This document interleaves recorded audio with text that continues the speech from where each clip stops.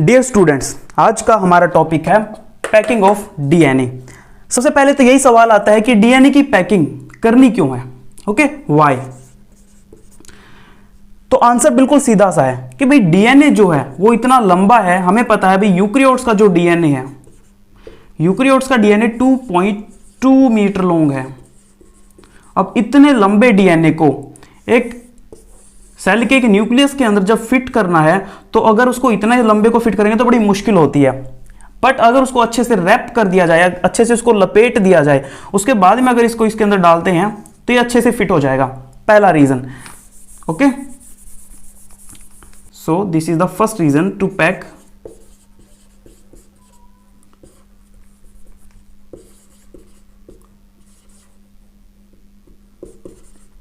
lengthy DNA in small nucleus will be easy, आसान हो जाएगा उसको पैक करना। ओके, सेकंड पॉइंट ये है कि वो अपना काम अच्छे से कर पाएगा, बेटर फंक्शनिंग।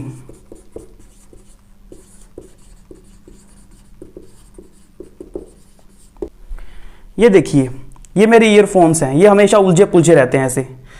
अब ये अगर उलझा हुआ है तो इससे काम लेना बड़ा मुश्किल होता है। ठीक है, अब फॉर एग्जांपल अगर यही डीएनए है और डीएनए का देखो ये वाला हिस्सा अगर ऐसे रैप है, बहुत सारा उलझा हुआ है, तो इस जगह पे रेप्लिकेशन का होना बड़ा मुश्किल हो जाएगा। ट्रांसक्रिप्शन, ट्रांसलेशन या कोई भी एक्टिविटी इस उलझे पुलझे पार्ट में नहीं होगी।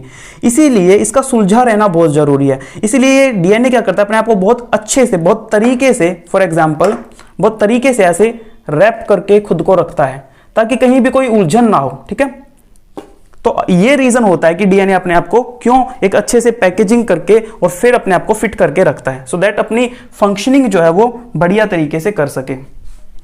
तो ये रीजन तो हमें समझ में आ गया कि डीएनए अपनी पैकिंग क्यों करता है। अब हम देखेंगे भाई यूकैरियोट्स और प्रोकैरियोट्स में ये पैकिंग कैसे होती है।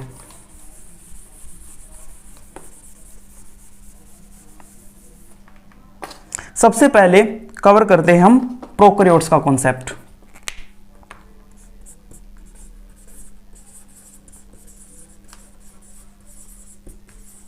ओके, प्रोकैरियोट्स हमें सबको पता है भाई सबसे सिंपल ऑर्गेनिज्म है इस धरती के ऊपर।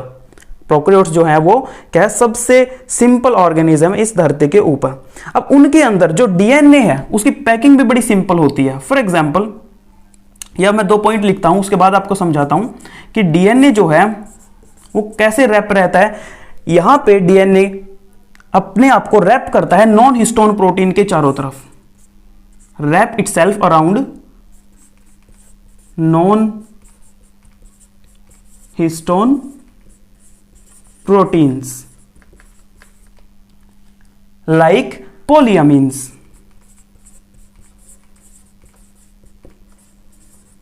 प्रोकैरियोट्स की बात कर रहा हूं। प्रोकैरियोट्स के अंदर क्या है, हिस्टोन प्रोटीन तो होता ही नहीं है। ठीक है, प्रोकैरियोट्स में क्या है, हिस्टोन प्रोटीन एब्सेंट होता है। तो यहां पे रैपिंग तो यहां भी जरूरी है ना, क्योंकि फंक्शनिंग तो यहां भी करनी है। तो यहां पे किसको अपने आप को रैप करता है, नॉन हिस्टोन प्रोटीन के चारों तरफ, फॉर एग्जांपल पोलियमीन्स।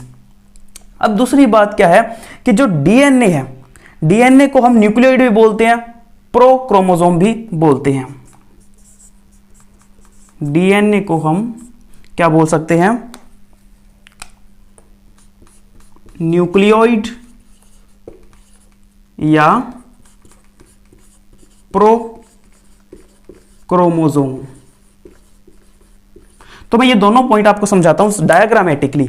देखिए, अगर एक सेल हम ड्रॉ कर लें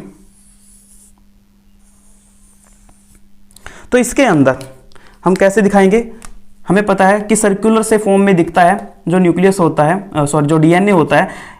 और प्रोकैरियोट के अंदर न्यूक्लियर मेम्ब्रेन तो होती नहीं है, तो डीएनए कैसे दिखेगा हमें, DNA will look like this.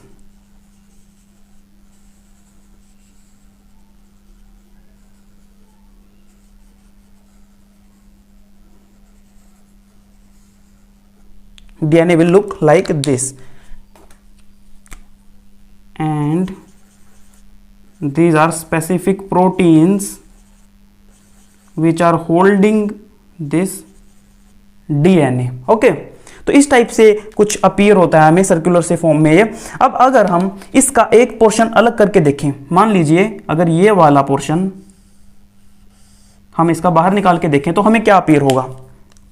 So DNA will look like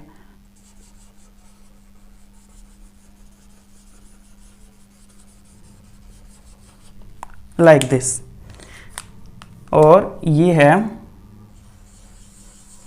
non histone protein, एक बिगर प्रोटीन नॉन हिस्टोन प्रोटीन है ये बच्चों। लूप एंकर भी बोलते हैं इस प्रोटीन को, this is also called loop anchor. तो ये लूप एंकर क्या करती है, ये इधर से और इधर से इसको डीएनए को होल्ड करके रखती है आपस में, ठीक है। सो this is also complex protein. ये लूप एंकर जो है इसके अंदर कई सारे प्रोटीन्स है, तो इसका साइज बड़ा है, ठीक है। It's a complex protein.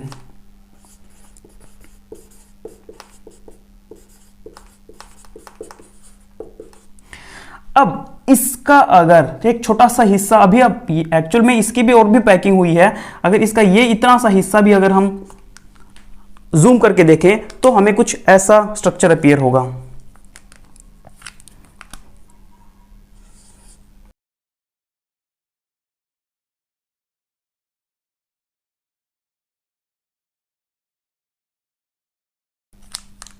और डीएनए इसके चारों तरफ ऐसे लिपटा हुआ है, like this, okay. And this is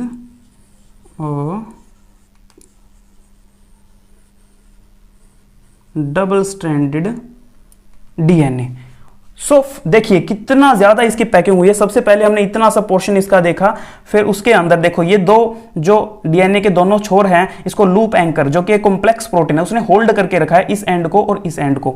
फिर हमने इसी का एक और पार्ट देखा, तो इसके अंदर भी देखो डीएनए कहां पे रैप है, ये दीज आर स्मॉल प्रोटीन्स, और you can say these are small non histone proteins.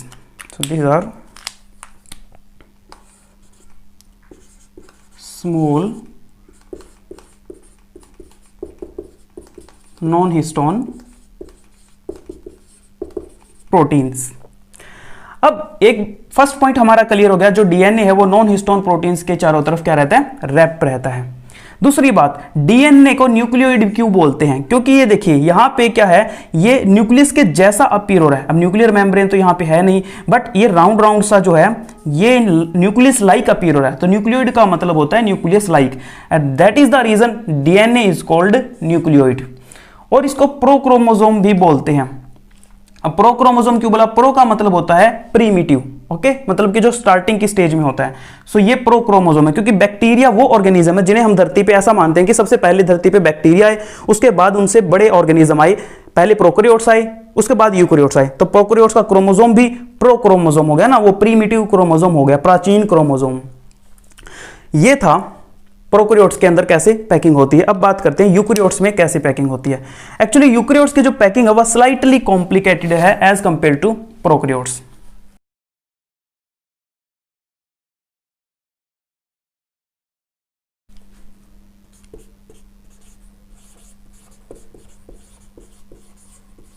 In eukaryotes के अंदर जो पैकिंग होती है ना वो थोड़ी सी कॉम्प्लिकेटेड है। एक्चुअल में यहां पे जो डीएनए है वो हिस्टोन ऑक्टामर के चारों तरफ रैप रहता है, वहां पे तो नॉन हिस्टोन प्रोटीन्स के चारों तरफ रहता था, बट इस केस में जो डीएनए है it is wrapped around histone protein और हिस्टोन ऑक्टामर प्रोटीन्स, ठीक है। अब सबसे पहले तो हमें यही समझना है कि ये हिस्टोन ऑक्टामर क्या है। उससे पहले मैं एक और पॉइंट लिखता हूं, and it is locked bye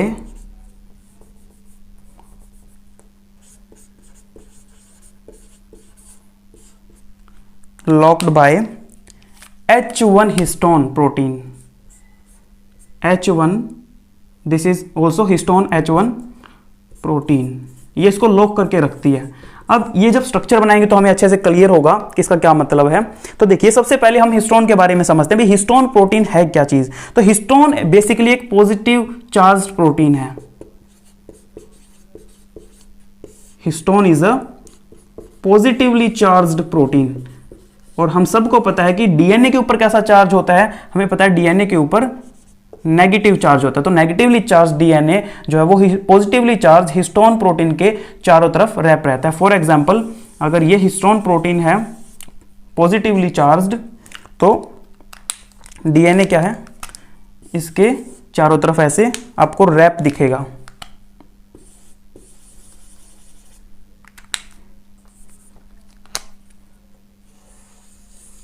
like this. तो ये कॉन्सेप्ट है। ओके, अब हिस्टोन प्रोटीन के बारे में थोड़ा सा और सीखते हैं हम। हिस्टोन प्रोटीन जो है इसके अंदर सबसे ज्यादा जो अमाइनो एसिड्स होते हैं वो 2 अमाइनो एसिड इसमें सबसे ज्यादा पाए जाते हैं, क्योंकि प्रोटीन है तो ऑब्वियसली प्रोटीन अमाइनो एसिड का मिलकर बना होता है। और कौन से, बहुत सारे अमीनो एसिड है बट 2 अमीनो एसिड इसमें सबसे ज्यादा हैं। So histone protein is rich in lysine and arginine. Lysine and arginine amino acid, ये 2 अमाइनो एसिड हिस्टोन प्रोटीन में सबसे ज्यादा पाए जाते हैं। उसके बाद हमने बोला histone octamer. Now what is histone octamer? देखिए ओक्ट का मतलब क्या होता है, ओक्टा, ओक्ट का मतलब होता है 8। ओके, सो हिस्टोन ओक्टामर का मतलब क्या हुआ? एक्चुअल में हिस्टोन ओक्टामर के अंदर 4 प्रोटीन है। हिस्टोन ओक्टामर में, मैं अब हिस्टोन ओक्टामर का स्ट्रक्चर यहां पे बना रहा हूं।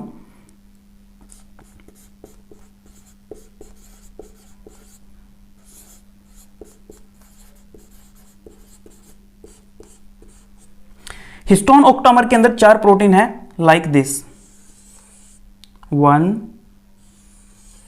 2 3 एंड 4। अब जो ये 4 प्रोटीन है इनके नाम क्या है? एक का नाम है H2A, this is H2B, this is H3 and this one is H4। तो हिस्टोन ओक्टामर के अंदर ये 4 प्रोटीन है, बट ओक्टा का मतलब तो 8 है, तो 4 जो होते हैं वो इनके पीछे हैं, जस्ट बैकवर्ड साइड। जैसे H2A, इसके जस्ट पीछे की साइड H2A एक और प्रेजेंट है, ठीक है। सो बैकवर्ड, हम यहाँ पे 3D नहीं है तो मैं हमको सिंपल ऐसे दिखाना पड़ेगा कि भाई ये एक और इसके पीछे की साइड में। सो this is also H2A। Similarly H2B के पीछे भी एक और है, बैकवर्ड साइड में एक और प्रेजेंट है, दैट इज H2B। H3 के पीछे H3 और H4 के पीछे H4 प्रेजेंट है। तो 4 आगे की तरफ है और 4 प्रोटीन पीछे की तरफ है, तो टोटल कितने हो गए? 8। okay, and that is the reason this complete structure is called histone octamer, because there are 8 histone proteins are present, H2A, H2B, H3 and H4, और डीएनए इसके चारों तरफ रैप रहता है। अब देखो हमने शुरुआत की है H2 से, तो H1 कहां पे गया? तो अभी H1 की भी बात करेंगे। मैंने यहां पे लिखा था लॉक्ड बाय H1 प्रोटीन, तो ये कॉन्सेप्ट अब हम आगे समझते हैं। अब हमें समझ में आ गया है कि डीएनए हिस्टोन प्रोटीन के चारों तरफ रैप रहता है। अब डीएनए बनाते हैं, मान लीजिए this is DNA like this, and इसके अंदर क्या है? These are histone proteins, total this is histone octamer. Okay, 4 आगे की तरफ, 4 इनके पीछे की तरफ है। तो इस टाइप का ये स्ट्रक्चर है, इस टाइप से ये पैकिंग होती है। अब अंदर तो ठीक है, ये बात तो समझ में आ गई कि अंदर क्या है? हिस्टोन ओक्टामर। ये जो H1 हिस्टोन है, H1 हिस्टोन क्या करती है? इसके ऊपर अटैच रहती है लाइक दिस।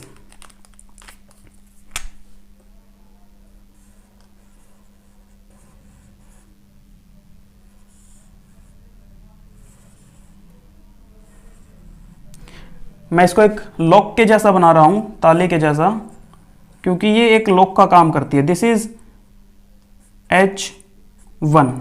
ओके, तो ये H1 क्या कर रही है, इस कंप्लीट स्ट्रक्चर को बाइंड करके रख रही है, इस कंप्लीट स्ट्रक्चर को लॉक करके इसने रखा हुआ है। ओके, मतलब कि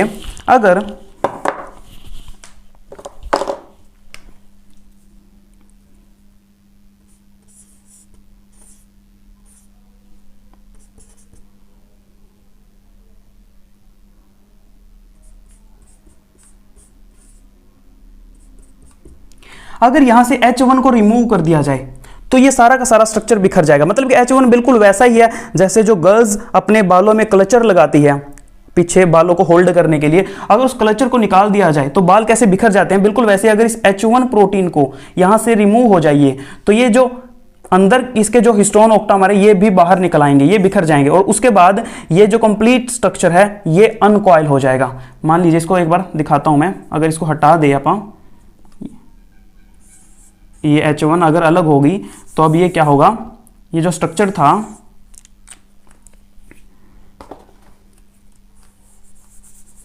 ये ऐसे अनकॉइल हो गया, दिस इज नाउ अनकॉइल्ड। और अनकॉइलिंग के बाद क्या होता है,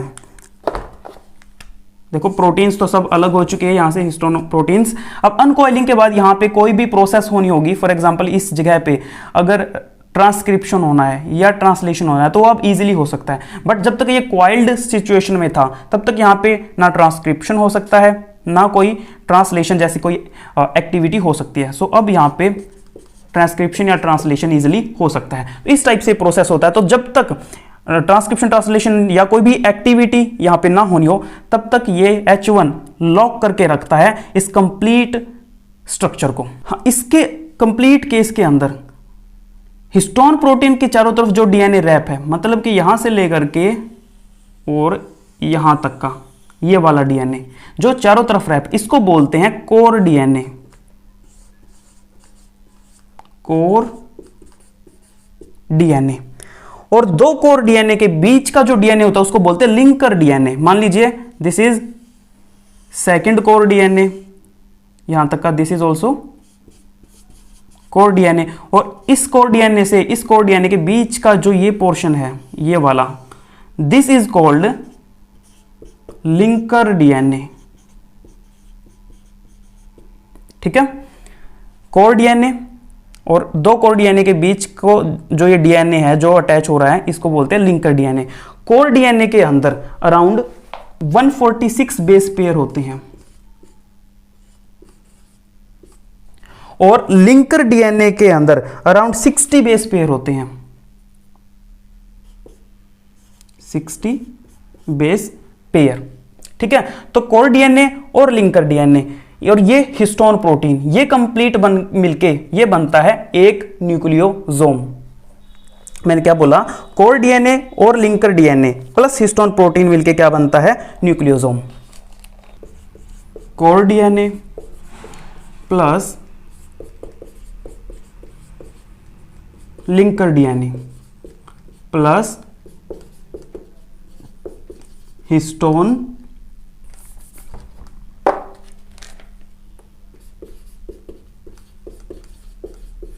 ओक्टामर, इनसे मिलके क्या बनता है, वन न्यूक्लियोसोम।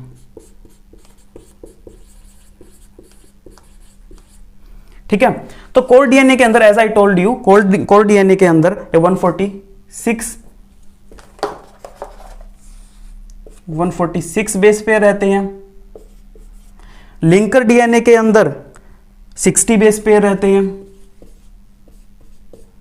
दैट मीन्स कि अगर इनको टोटल करें तो ये लगभग अपना 200 बेस पेयर का सीक्वेंस बनता है, टोटल 200 बेस पेयर की सीक्वेंस होती है। तो आपको समझ में आ गया कि एक न्यूक्लियोसोम क्या होता है। एक न्यूक्लियोसोम फिर से बताता हूं कि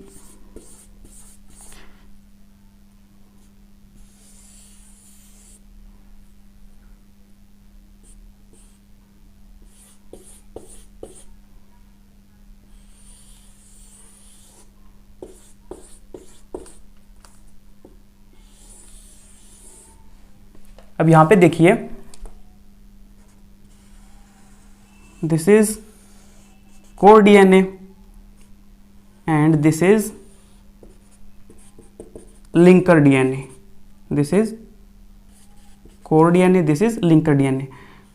सो ये बन गया अपना एक न्यूक्लियोसोम, ठीक है। तो इस टाइप से कंडेंसेशन होती है। अब ये फर्दर और भी ज्यादा कंडेंस होता है, ऐसा नहीं कि बस इतना ही, अब ये और भी आगे कंडेंस होता है। तो इसके फर्दर कंडेंसेशन देखते हैं आप।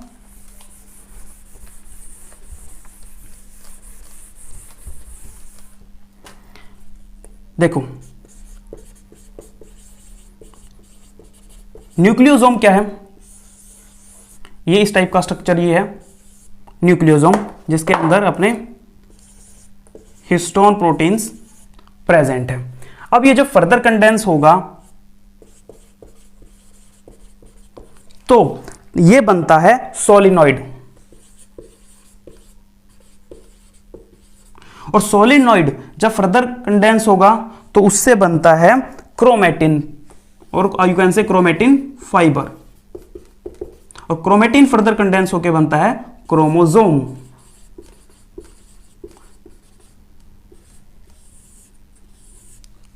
तो ये जो जो डीएनए हमने स्टार्टिंग में लिया था 2.2 मीटर का जो डीएनए था, वो कंडेंस होते होते 46 क्रोमोसोम बनते हैं। मतलब 46 chromosome are equal to 2.2 meter DNA, ठीक है। तो ये कंडेंसेशन कैसे होता है वो भी थोड़ा सा स्ट्रक्चरली हम देखते हैं। This is nucleosome. उसके बाद सोलिनॉइड में क्या होगा, अगर इसी को हम थोड़ा सा छोटा करके दिखाएं क्योंकि अब वो कंडेंस होते जा रहे हैं,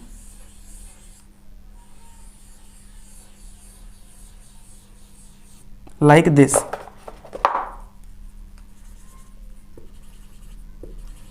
These are histone proteins.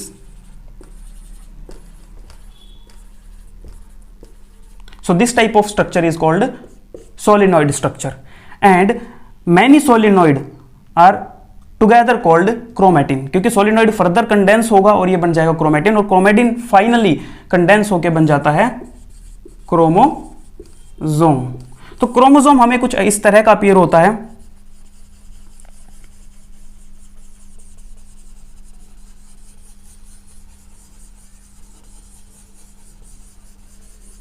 like this. So this is the final condensation. अब यहां पे this is chromosome, इसके अंदर ये जो सेंटर का पोर्शन है इसको बोलते हैं सेंट्रोमियर, क्योंकि सेंटर में है, इसको बोलते हैं सेंट्रोमियर। और जो ऊपर का पार्ट रहता है इसका, ये वाला, इसको बोलते हैं हम telomere. Actually telomere is the terminal part, that means it is present on both terminal sides. This is also telomere.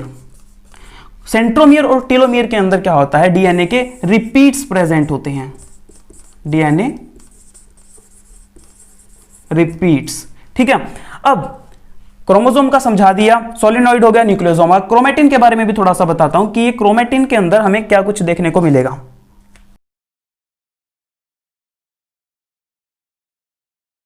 दिखेगा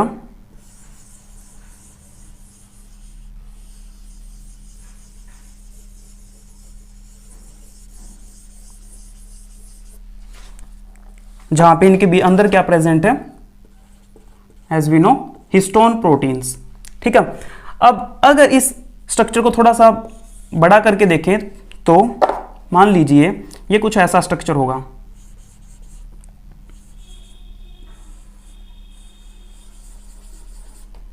like this,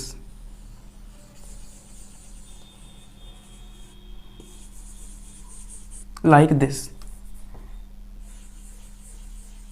like this. Okay, this is the structure of chromatin thread. अब इस chromatin thread के अंदर आप देख सकते हैं कि कुछ हिस्सा ऐसा है जो बहुत ज्यादा कॉइल्ड है, हाईली कॉइल्ड स्ट्रक्चर, और कुछ ऐसा पार्ट है जो कम कॉइल्ड है, ठीक है। तो ये जो कंडेंसली पैक्ड है, जो हाईली कॉइल्ड पार्ट है क्रोमेटिन का, इसको बोलते हैं हेटेरोक्रोमेटिन।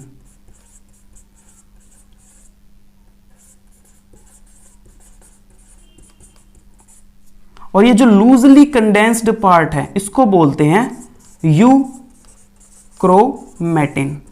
अब आपको ध्यान रखना है कि जो हेटेरोक्रोमेटिन है, जो हाईली कंडेंस्ड पार्ट है, उसके अंदर डीएनए का वो पोर्शन होता है जो इनएक्टिव पोर्शन है। इसके अंदर डीएनए का इनएक्टिव पोर्शन है जो कोई काम वाम नहीं करता है, but euchromatin is the very highly active part of DNA.